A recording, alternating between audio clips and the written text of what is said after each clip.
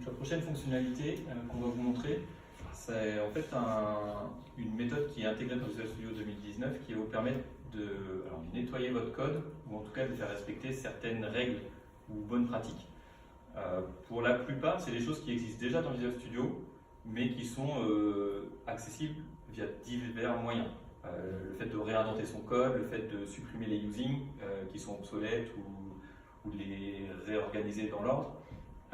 Tout ça, c'est des choses qui existent déjà, mais qui vont demander 2, 3, 4 clics différents pour obtenir le même résultat. Ce que propose maintenant cet écran, ça va vous permettre de déjà définir plusieurs types de profils. Donc vous allez pouvoir en créer autant que vous voulez, les partager au sein de votre équipe et à chaque profil associer différentes règles. Donc je vais passer rapidement sur les règles. Donc je vais retourner dans Visual Studio. Donc là, hop, il est pas sur le bon écran. Voilà, on va faire ça. Voilà.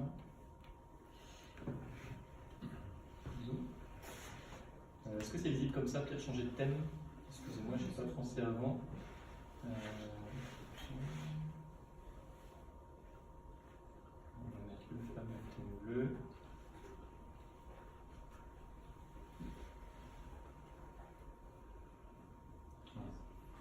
Ça va peut-être être mieux.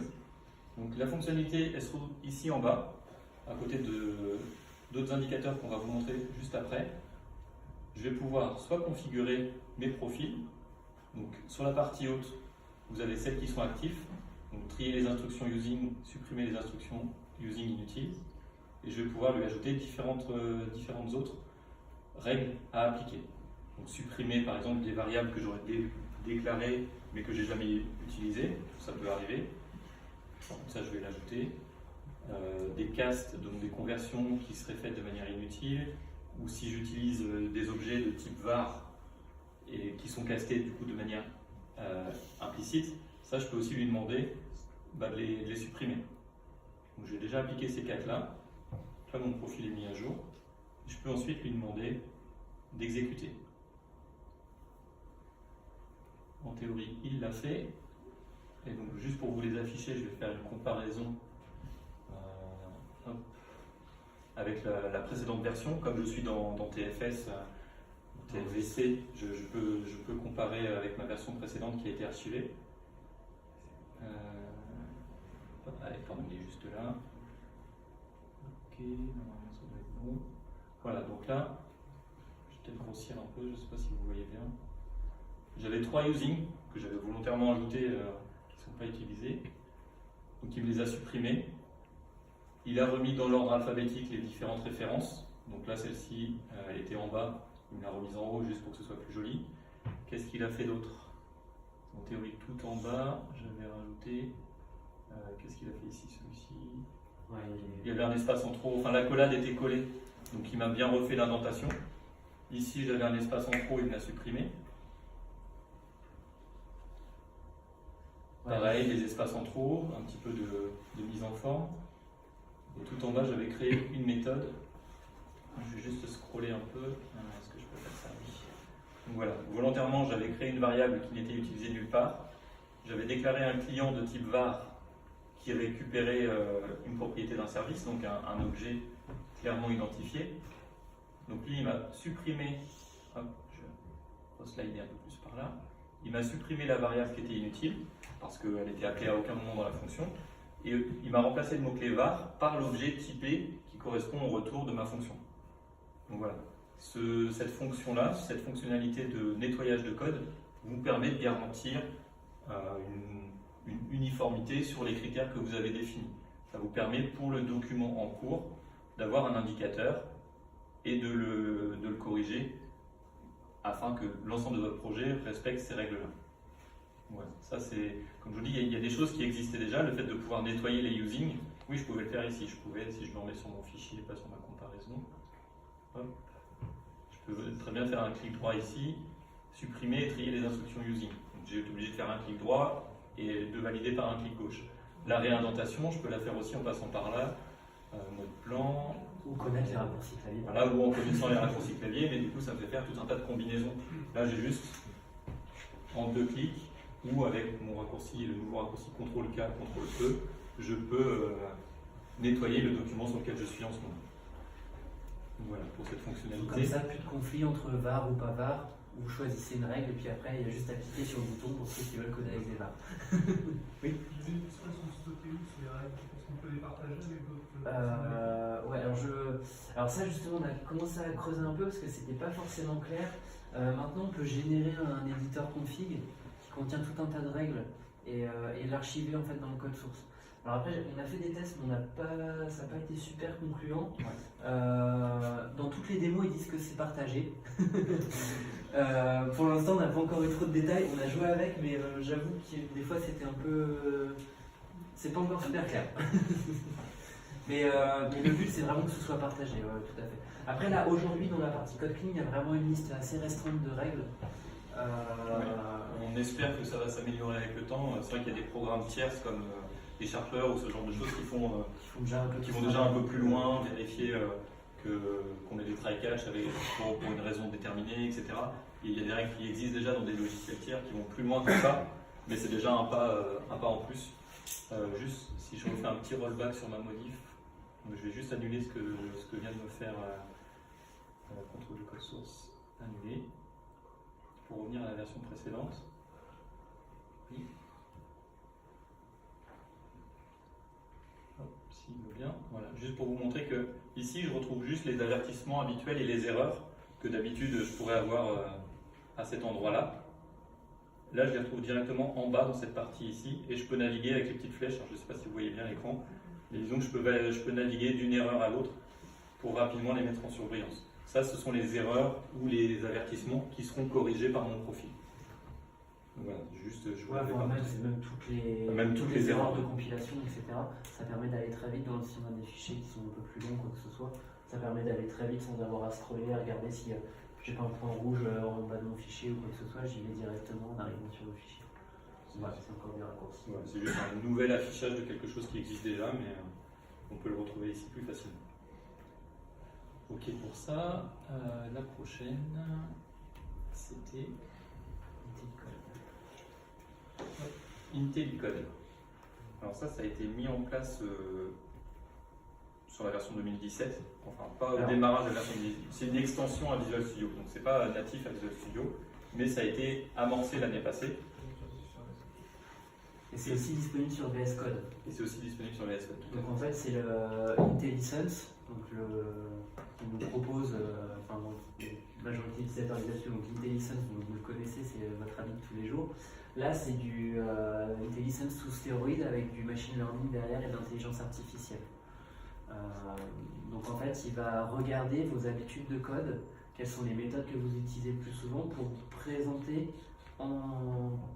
directement ces méthodes-là, plutôt que de faire par liste alphabétique où il faut quand même taper 2-3 trucs pour retrouver ces petits. Là en fait il va regarder comment vous codez et en fonction de ça, il va vous afficher des bonnes propositions.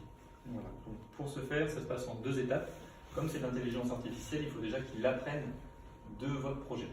Donc on va déjà le lancer. Donc j'utilise la barre de recherche, d'ailleurs, je crois qu'on n'en a pas parlé tout à l'heure, mais elle a un petit peu évolué la barre de recherche en haut. Elle recherche maintenant dans les extensions, dans votre projet, dans l'explorateur de solutions. Une recherche, tu as les onglets. Donc là je vais lui mettre. Ouais, voilà, maintenant il cherche au niveau des menus, comme c'était le cas avant, mais aussi dans les composants et les templates de projet. Voilà, il y a eu un petit peu de. Alors pareil, ça a été vendu comme la super nouvelle feature. Ça permet en tout cas de rechercher. Si on ne connaît pas bien Visual Studio, là j'ai juste pas envie de m'embêter à aller chercher le menu extension et pour trouver toute la liste, là je tape directement IntelliCode et me la retrouver. Donc la première chose, ça va être de l'entraîner. Bon, j'ai un peu triché, je l'ai déjà entraîné tout à l'heure parce que des fois ça prend un peu de temps. Là on est sur un projet existant qui commence à avoir pas mal de modèles, etc. Donc pour gagner du temps sur la démo, je vous fais pas l'étape, mais en théorie.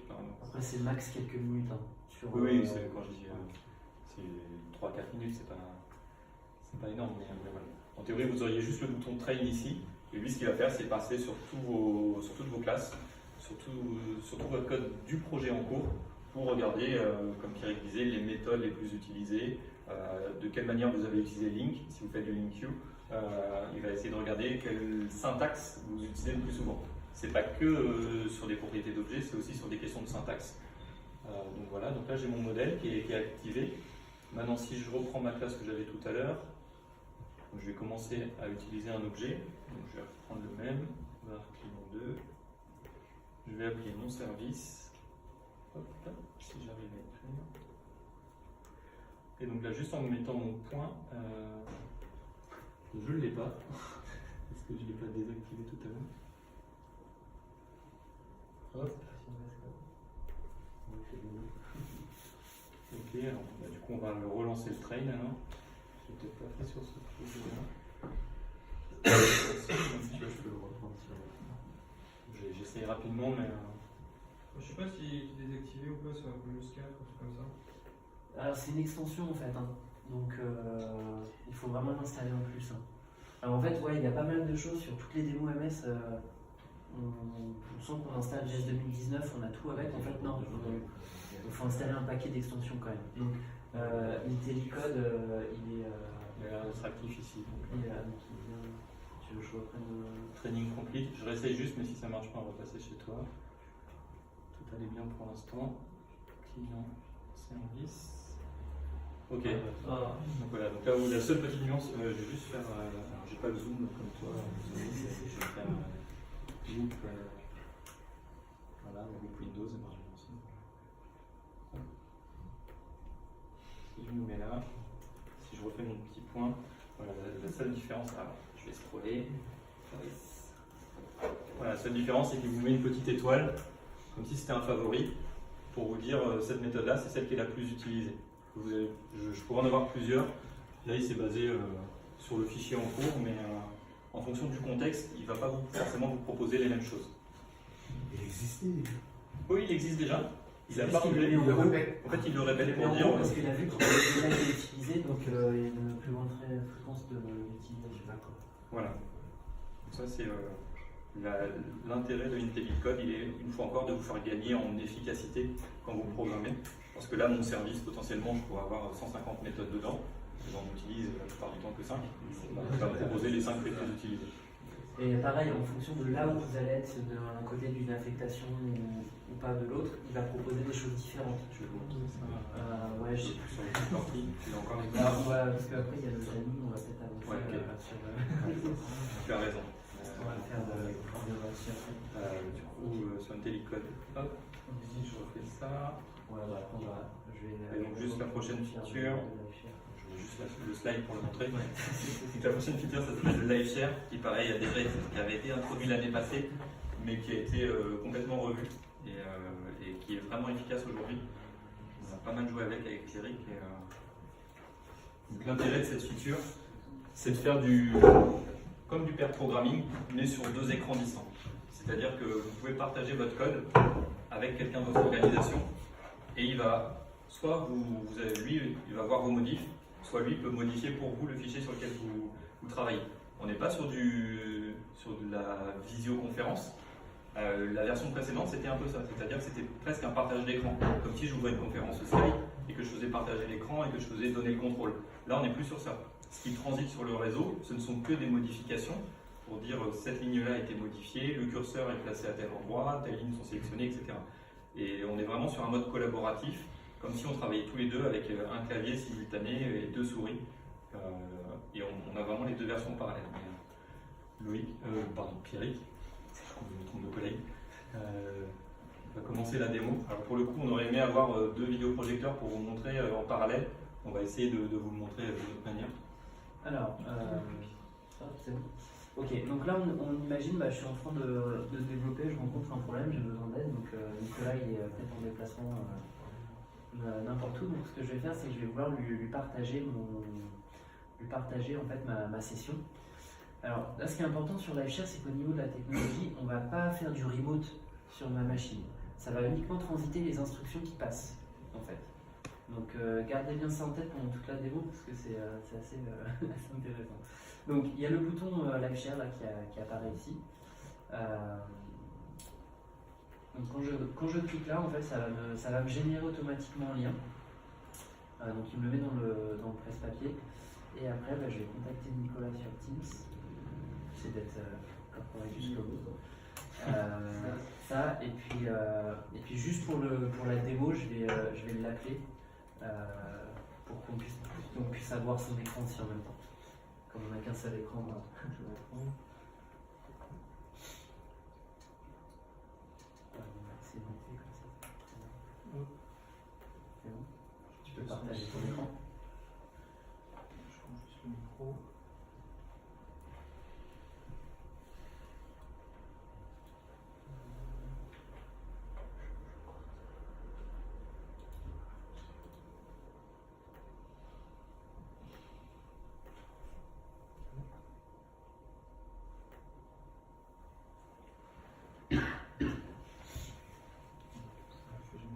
Oui, c'est bon, Ok. Partagé. Donc là, c'est juste pour vous montrer ce qui va se passer sur l'écran de Nicolas. Donc là, en fait, Nicolas il est sur son Mac. On imagine qu'il n'a pas .NET Core installé ou quoi que ce soit sur son Mac. Il a juste son VS Code sur lequel il a installé l'extension aussi LiveShare. Il faut quand même qu'en face, on ait l'extension installée. Donc là, tu vas cliquer sur le. Alors, ça, je vais le mettre en plein écran. C'est bien celui si tu viens m'envoyer. Ouais, je les ai remis normalement. Ok. Donc là, j'ai ouvert le lien. Il me demande de l'ouvrir avec VS Code. Alors, pour le coup, sous Mac, j'ai aussi installé VS 2019, mais on préfère pas vous le montrer. Il y a plein de features qui ne sont pas encore activées, dont LiveShare en l'occurrence. Donc, on va le faire dans VS Code. On va montrer aussi que les deux, c'est. Donc ça marche sur Mac, ça marche sur Linux, etc. Il n'y a vraiment aucun souci.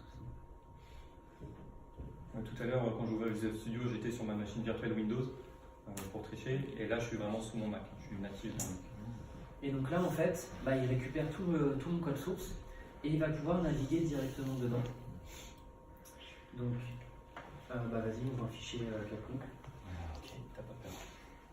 Tu vas sur l'Event Controller, par exemple. Event Controller. Ouais, non, c'est pas grave. Et donc là, en fait, moi, ce que je peux dire, c'est de suivre Nicolas. Et en fait, je vais pouvoir. Tout ce qu'il fait lui sur son PC va avoir lui aussi sur ma machine. Donc là, je vais voir si. Alors, en l'occurrence, ça apparaît là. Donc je vois là que Nicolas Gauthier est en train de coder sur mon fichier. Il est en train de faire du code sale dans ma belle méthode. Voilà, et du coup, ce que tu vas pouvoir faire aussi, c'est mettre des commentaires directement depuis VS Code. Il va pouvoir me. Donc, toi, tu peux faire un commentaire sur le test. Non, ça marchait pas ça? Non, ça marche pas le commentaire. Non, moi j'ai le chat, mais j'ai pas le commentaire. Ah oui, bon, alors il y a encore des features. Donc, il y a un live chat, il y a aussi une extension pour faire de l'audio via LiveShare sur VS Code. On n'a pas réussi à le faire fonctionner avec VS Code et VS 2019. Donc je pense que dans 15 jours tout sera bien sec. mais en tout cas, nous sur quoi on a accès, c'est encore là-dessus. Donc là, en fait, ce code-là, moi je suis pas forcément content, donc je peux le supprimer là, ce qu'il est en train de faire. Par contre, j'ai un bug sur mon appli, sur la méthode pour récupérer les événements là. Donc est-ce que tu peux débugger ça pour moi, s'il te plaît? Ok. Donc vous allez voir, ce qu'on peut faire, c'est que là je suis sur un Mac et je vais démarrer la session de debug depuis sa machine. Donc là je demande au projet, je sais pas si on voit dans l'écran, ouais. Je lui demande de démarrer le débugage. Donc il va lancer la compilation. Et là on voit que il va démarrer l'application. J'ai le build qui s'exécute sur ma machine, mais par contre, il voit bien lui dans son terminal tout ce qui se passe sur mon terminal.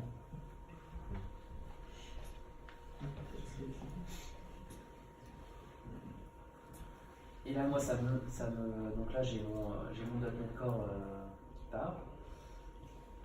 Et moi, en parallèle, vous voyez, mon navigateur s'est ouvert et j'arrive sur l'interface pour tester l'API. Voilà.